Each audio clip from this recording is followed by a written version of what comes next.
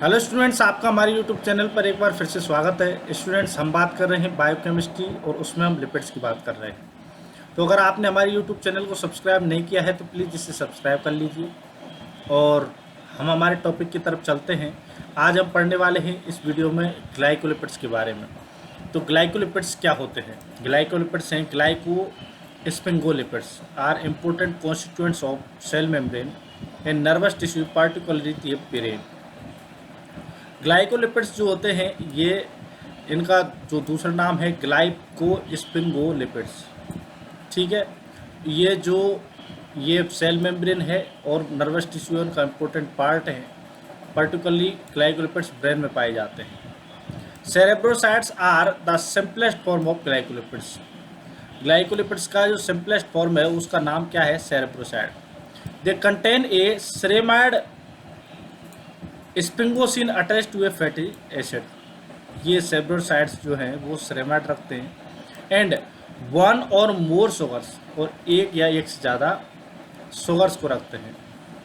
ठीक है, तो गैलेक्टोसेरेब्रोसाइट्स जिसमें गैलेक्टो शुगर होती है, galactoceramide and glucocerebroside are the most important glycolipids. यानी कि आपको ये समझ में आ गया होगा कि गैलेक्टोसेरेब्रोसाइड में क्या होता है, ग्लूकोसेरेब्रोसाइड में क्या होता है। इसमें ग्लूकोज होती है, इसमें गैलेक्टोज होती है शुगर, बाकी की स्पिंगोसिन पाई जाएगी एमाइड बॉन्ड के साथ में फैटी एसिड से attach. The structure of galactoceramide is given in 3.4। It contains the fatty acid cerebronic acid, sulfa galactosyl ceramide is the sulfatide derived from galactosyl ceramide। Sulpha जो galactosyl ceramide है उसमें सल्फेटाइड पाया जाता है। ठीक है, जो कि डेराइव होता है किससे? गैलेक्टोसिल सेरेमाइड से डेराइव होता है। कौन? सल्फा गैलेक्टोसिल सेरेमाइड किसके साथ में? सल्फेटाइड जब उसमें जुड़ जाता है, किस में जुड़ेगा? गैलेक्टोसिल सेरेमाइड में जुड़ेगा। कौन? सल्फेटाइड। क्या बनेगा? सल्फे गैलेक्टेसाइड सेरेमाइड। ठीक है, तो 3.4 वाला है, उसकी स्ट्रक्चर हम देख लेते हैं एक बार। कहाँ है 3.4? ये 3.4 ही है। स्ट्रक्चर ऑफ गैलेक्टोसिल सेरेमाइड है जो, अब इसमें जब हम देखते हैं तो ये सेरेब्रोनिक एसिड है जो कि फैटी एसिड है, और ये स्पिंगोसिन है, और ये यहाँ पर जो है ये क्या है? गैलेक्टो। तो ये इस प्रकार की स्ट्रक्चर है। फैटी एसिड जो है वो सेरेब्रोनिक एसिड पाया जाता है किसमें? गैलेक्टोसिल एमाइड में। गैलेक्टोसिल एमाइड में कौन सा एसिड फैटी एसिड पाया जाता है? सेरेब्रोनिक एसिड। और सल्फा गैलेक्टो मिल जाएगा, सल्फेटाइड जब गैलेक्टोसाइल सेरेमाइड में मिल जाएगा। अगली बात समझ में। चलो अब हम बात करते हैं गैंग्लियोसाइट्स की। तो these are predominantly found in ganglions. ये कहाँ पाए जाएंगे? गैंग्लियोन्स में। Are the most complex form of glycosphingolipids. तो ग्लाइकोस्पिंगोलिपिड्स के मोस्ट कॉम्प्लेक्स हैं ये कौन? Gangliosides. They are derivatives of cerebroside. ये किसके डेरिवेटिव है? सेरेब्रोसाइट्स के। एंड कंटेन वन और मोर मॉलिक्यूल ऑफ, इनमें एक या एक से अधिक होता है किसका molecule? N acetyl neuraminic acid, जिसे हम नाना पहले भी पढ़ चुके हैं। The most important sialic acid, sialic acid ये फैटी एसिड पाया जाएगा। The structure of NANA is given in carbohydrate chemistry. The most important ganglioside present in the brain are GM1, GM2, GD, GT। G represent ganglioside while MDT indicate monoditricilic acid residue. The number denotes the carbohydrate sequence is attached to the ceramide. The ganglioside GM2 that accumulates in Tay-Sachs disease is represented next. Outline structure. तो टे-सेक्स की जो disease है वो GM2 के accumulation के कारण होती है, ये ध्यान रखें आप। आपको ऐसे क्या है छोटे छोटे पॉइंट्स को ध्यान रखना है, ना कि आपको पूरा कुछ याद रखना है। अगर आप बोर्ड्स की एग्ज़ाम दे रहे हैं तब आपको ये पूरी चीज़ें याद रखनी पड़ेंगी, ठीक है। लेकिन आप छोटी छोटी चीज़ों को ध्यान रख लेते हैं तो आप कॉम्पिटिटिव एग्जाम को आसानी से फाइट कर सकते हैं। सेरेमाइड है, अगर उसमें ग्लूकोज जुड़ गया है, जो भी कौन सा, फिर आ गया गैलेक्टो जुड़ गया है, तो अब उसमें क्या है, क्या जुड़ता है, एन एसिटाइल गैलेक्टोजामिन जुड़ता है या एन एसिटाइल न्यूरामिनिक एसिड जुड़ता है, सेरेमाइड में जुड़ेगा। अब क्या है, ये न्यूरामिनिक एसिड जुड़ा है तो वो क्या बना है, वो बना है नाना।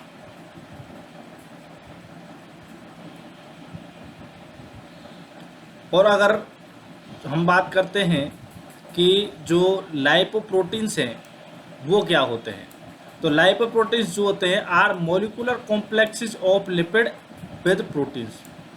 तो लिपिड जब प्रोटीन के साथ में मिल जाते हैं तो लाइपोप्रोटीन्स बन जाते हैं। They are the transport vehicles for lipids in the circulation. तो लिपिड्स का ट्रांसपोर्ट जो है वो लाइपोप्रोटीन्स के द्वारा होता है। There are 5 types of lipoproteins. अच्छा, कौन कौन से प्रकार के हैं, chylomicrons, very low density lipoproteins VLDL, low density lipoproteins LDL, high density lipoprotein HDL and free fatty acids albumin complex.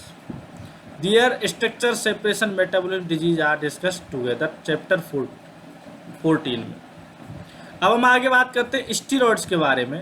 तो स्टीरॉइड्स जो है वो कंपाउंड्स हैं containing a cyclic steroid nucleus और रिंग, नेमली पेंटेनो पर हाइड्रोक्सी पेनेथ्रीन। तो ये स्टीरॉइड्स हैं, इनमें ये रिंग मिलेगी, साइक्लिक स्टीरॉइड न्यूक्लियस रिंग मिलेगी आपको साइक्लोपेंटेनो पर हाइड्रोपेनेथ्रीन की, जिसे हम C+P कहते हैं। किस में मिलेगी ये, स्टीरॉइड्स में रिंग मिलेगी। It consist of phenanthrene nucleus ring A, B and C to which a cyclopentane ring D is attach. तो साइक्लोपेंटेन जो रिंग होती है उससे अटैच होता है phenanthrene. The structure and numbering of CCP are shown in 3.5. The steroid nucleus represent saturated carbons unless specifically shown as double bonds. The methyl side chains 19 and 18 attached to carbons 10 and 13 are shown as single bonds. At carbon 70, steroids usually contain a side chain.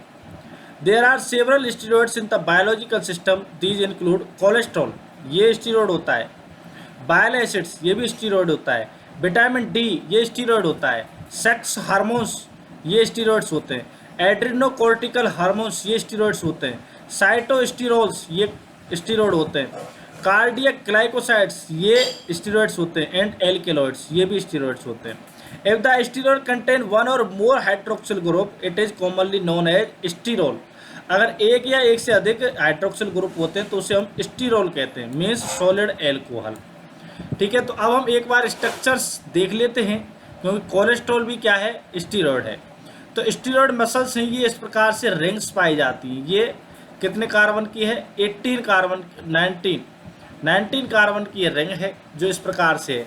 तो ये आप देखेंगे, ये जाकर के यहाँ पर अगर इसमें ये और कुछ जुड़ता जाता है तो कोलेस्ट्रॉल बन जाएगा। ठीक है, और ये जो इस जगह पर डबल बॉन्ड है ये हट गया है, लेकिन यहाँ पर ये सारे के सारे सिंगल बॉन्ड हैं। इस रिंग, इन रिंग्स में ये जो चारों रिंग हैं ABCD, इनमें क्या है, इस रिंग में यहाँ पर हाइड्रोक्सिल ग्रुप आ गया है, इस जगह 5 में छठे पर क्या आ गया है, डबल बॉन्ड आ गया है, और ये अलग से अटैच हो गया है एक ग्रुप। ठीक है, तो अब हम बात करते हैं, कोलेस्ट्रॉल की बात कर ली है, तो फिर अब हम बात करते हैं एर्गोस्टेरोल की। एर्गोस्टेरोल की रिंग वही है, लेकिन यहाँ 5 छठे की जात पर 7 और 8 में भी आ गया है। ठीक है, और बाकी की ये सेम, और यहाँ पर इसमें डबल बॉन्ड आ गया है। तो ये ऐसे एर्गोस्टेरोल बनता है। तो ये जो है ये स्ट्रक्चर हैं स्टीरॉयड्स की ABCD पर हाइड्रोपेंथ्रोन एंड D साइक्लोपेंटेन। तो स्टूडेंट्स, हमने आपसे बात कर ली है किस 3 चीज़ों के बारे में इसमें बात की है आपसे, कि ग्लाइको जो है लिपिड्स वो क्या होते हैं, और लाइपोप्रोटीन्स हैं वो क्या होती हैं, और स्टीरॉयड्स हैं वो क्या होते हैं। आपने हमारे YouTube चैनल को सब्सक्राइब नहीं किया है, सब्सक्राइब करिए, वीडियो को लाइक करिए, कमेंट करिए, शेयर करते रहिए। धन्यवाद।